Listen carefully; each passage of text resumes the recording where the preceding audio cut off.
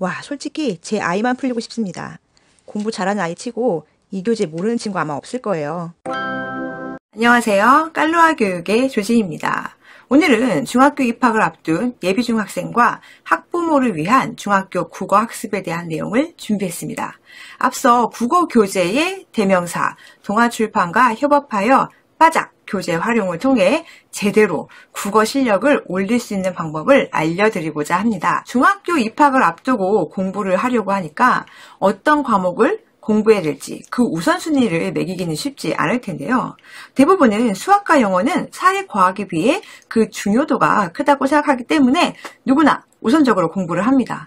중학생 치고 수학, 영어 공부 안 하는 아이가 없어요. 근데 주변에 공부를 좀 한다는 아이들을 좀 자세히 들여다보세요. 공부 잘하는 아이의 엄마가 절대로 가르쳐주기 싫어하는 학원과 교재 과목이 뭔지 아시나요? 바로 국어입니다. 왜냐하면 중학교에서 수학이나 영어는 잘하는 아이들이 정말 많아요. 근데 이 잘하는 아이들 중에서도 더 잘하는 아이들이 있죠. 우리가 소위 4% 안에 드는 고등에서 보통 1등급에 드는 아이들이 바로 그 최상위 아이들입니다.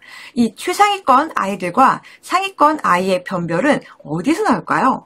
이것 또한 바로 국어입니다. 그래서 국어에 대한 학습 정보는 학부모 사이에서도 쉽게 공유를 하지 않는 것이 다반사입니다. 국어는 우선순위에서 절대 밀리면 안 되는 과목입니다. 무조건 최우선으로 공부하셔야 합니다. 이런 말 들어보셨을 거예요. 국어 공부 잘하는 방법은 유일하다. 국어 잘하는 아이로 다시 태어나야 한다는 거죠. 그만큼 국어가 공부를 해도 너무 어렵다는 걸 의미하겠죠?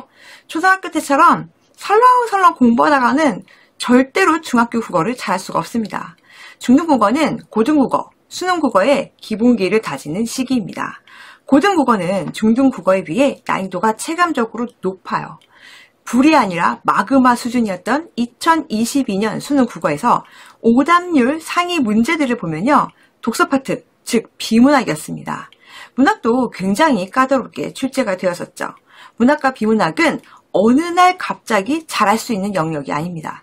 늦어도 중등부터는 준비하셔야 합니다. 그러면 초등국어와 중등국어는 어떤 차이점이 있을까요?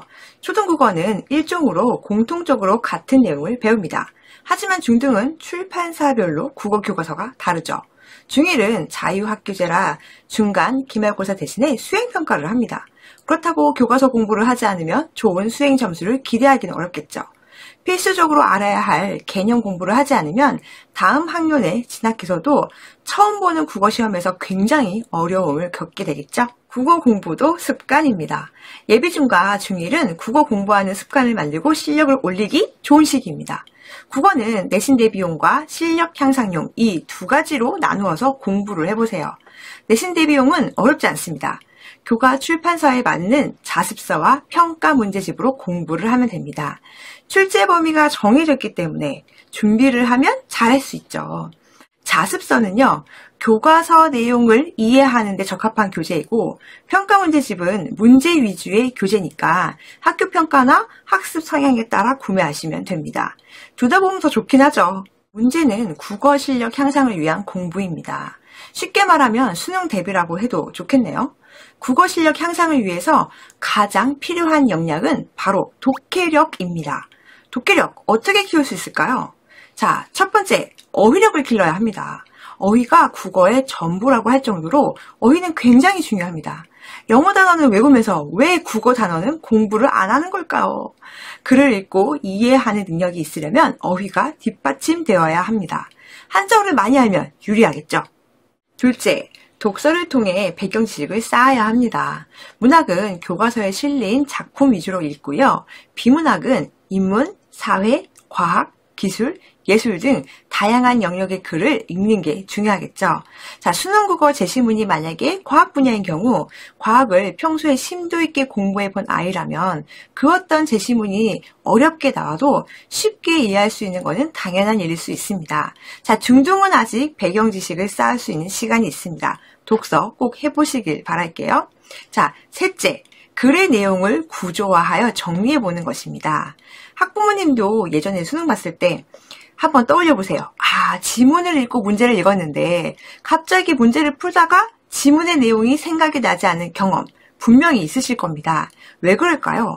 제시문을 구조화하며 분석하지 않았기 때문입니다. 평소에 책을 많이 읽어서 독해력을 키우고 실력도 쌓고 싶지만 아이들은 자신이 좋아하는 분야 또는 이해하기 편한 장르의 글을 선호합니다.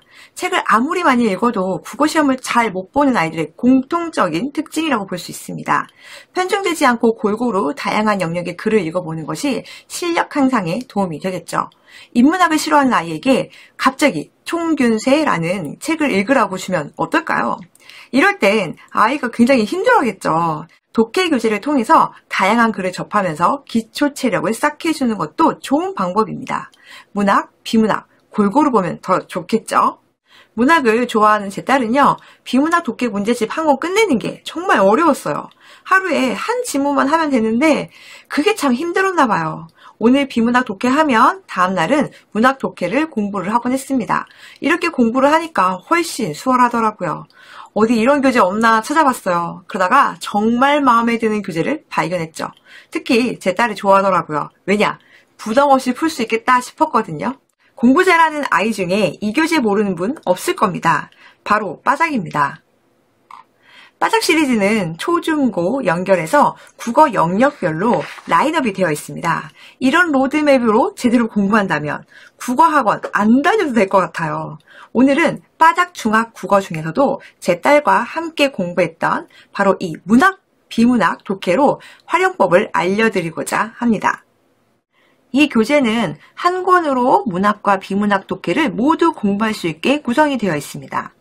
하루에 문학 지문 1편, 비문학 지문 1편으로 공부하도록 계획이 되어 있는데요. 여기 표를 보시면 1일부터 18일까지 이 한 권을 모두 끝낼 수가 있게 되어 있습니다. 하지만 학습 성향에 따라서 하루는 문학을 하고 다음 날은 비문학을 해도 좋습니다.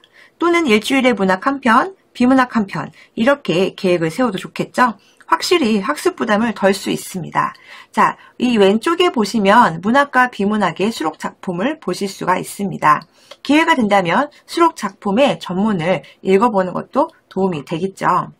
자, 문학 지문은 중고등 교과서 수록 작품, 수능 출제 작품 등 필수 작품 위주로 실려 있습니다. 그리고 문학에서 작품 안내뿐만 아니라 시어나 시구도 해설해주고 개념 또한 설명을 해주고 있습니다. 자, 비문학 지문은요, 인문사회, 과학기술, 예술 등 다양한 분야로 실려 있습니다. 여기 나오는 어려운 어휘를 습득을 할 수 있고요. 그리고 수능형 문제도 들어있어서 비문학 지문 분석을 어떻게 해야 되는지 자연스럽게 배울 수 있습니다. 자, 별책으로 지문 분석 워크북이 있어요. 문학과 비문학의 독해 방법을 배울 수가 있겠죠. 글을 구조화하는 방법을 경험하게 됩니다. 또한 이 어휘 학습이 있습니다. 앞서 나온 지문과 연계한 배경 지식이 아이들의 흥미를 이끌어줄 수도 있습니다. 실제 제 딸과 공부한 내용이에요. 이 오답 분석을 할 때는요, 선지까지 꼼꼼하게 보시는 게 필요합니다. 여기 보시면 틀린 사자성어에 대해서 정리를 해두었죠. 자, 빠작에는요, 중학국어 한자 어휘가 있어요. 그래서 필수 한자어로 구성되어 있는 교재이기 때문에 이런 교재도 함께 활용하시면 도움이 되실 거라 생각이 듭니다. 그리고 지문 분석을 해보는 거예요. 실제로 구조화를 해보고 정리를 해보면요, 이 지문을 완벽하게 소화할 수 있다는 것이 장점이라고 생각이 듭니다. 그 다음 앞에 나온 어휘를 한 번 더 확인을 해보는 거죠. 빠작에는 또 중학국어의 천문법이라는 교재가 있습니다. 그래서 이 교재의 내용을 보면요, 이 안에 히읗 받침의 발음에 대해 나와 있어요. 그래서 조그맣다, 왜 우리가 조그맣다라고 발음을 하는지 그 내용이 설명이 되어 있거든요. 이렇게 공부를 해보니 국어 실력이 안 늘 수 없겠더라고요. 저 또한 아이가 중학교 입학하기 전에 빠작 시리즈로 공부를 해볼 생각입니다. 국어의 핵심인 독해력, 빠작 중학국어, 문학, 비문학 독해로 한번 시작해볼까요? 오늘도 함께 해주셔서 감사합니다.